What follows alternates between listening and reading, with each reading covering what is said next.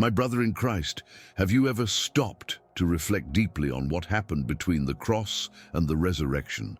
Most Christians know the story of the passion and the victory over death, but few understand the epic spiritual battle that took place behind the scenes. Prepare your heart, because today we will reveal the deepest mysteries of Christ's descent into Sheol. While the disciples were weeping and the world thought it was all over, Jesus was fighting the most important battle in the history of redemption. As Ephesians 4:9 says, what does he mean by he ascended, except that he also descended into the lower parts of the earth? That's not poetic language, it's spiritual reality, and the impact of that on your life today is greater than you can imagine. When Jesus cried out, "It is finished," on the cross, it was more than a cry of pain. It was the roar of a victor. As his body was laid in the tomb, his soul began the most daring spiritual operation of all time. My beloved, do you realize the magnitude of this? The temple veil was torn, not by accident, but because direct access to God was being established. Matthew 27:51.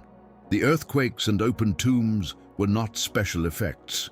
They were visible signs that hell itself was being shaken. While the Roman soldiers stood guard, Jesus was about to invade enemy territory. This completely changes our understanding of the power of the cross, doesn't it? Let us unravel the mystery of Sheol together, my brother. In the Hebrew worldview, this was not a uniform place, but a complex spiritual realm. On the one hand, the place of torment described in the parable of the rich man and Lazarus, Luke 16:23. On the other, Abraham's bosom, a place of temporary comfort for the righteous who awaited complete redemption. Picture the scene. A great divide held together by an unbridgeable chasm, Luke 16:26. On one side, the patriarchs and prophets who died in faith. On the other, those who rejected God. And in between, the expectant silence of history about to be transformed. Can you feel the weight of this moment? Now comes the most exciting part, my beloved.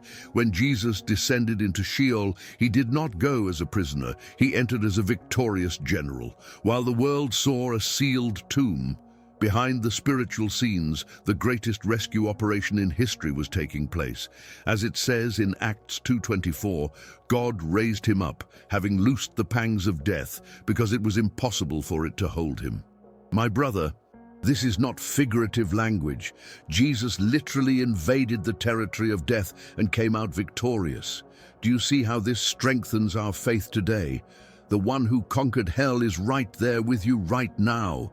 This part will give you chills, my brother. Jesus didn't go to hell to do an evangelistic campaign. He went to proclaim his absolute victory.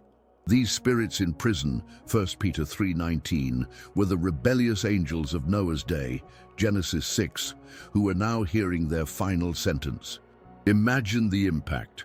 After millennia of darkness, the light of the world invades your domain not to negotiate, but to declare triumph.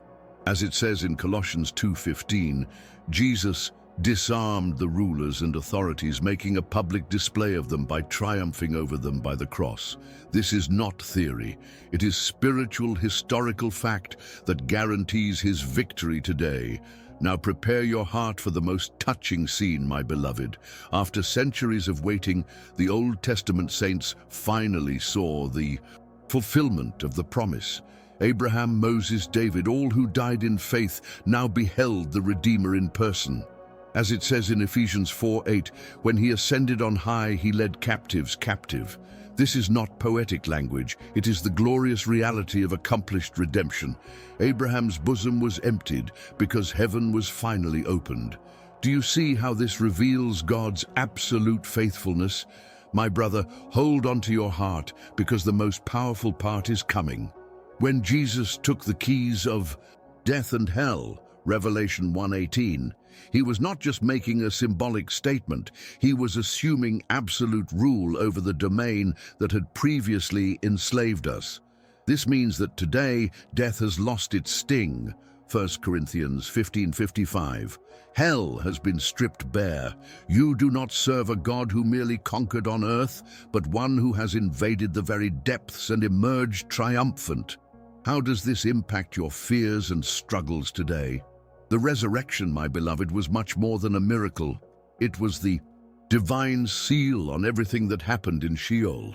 When Jesus came out of the tomb, he brought with him the indisputable proof that death had been defeated on its own turf.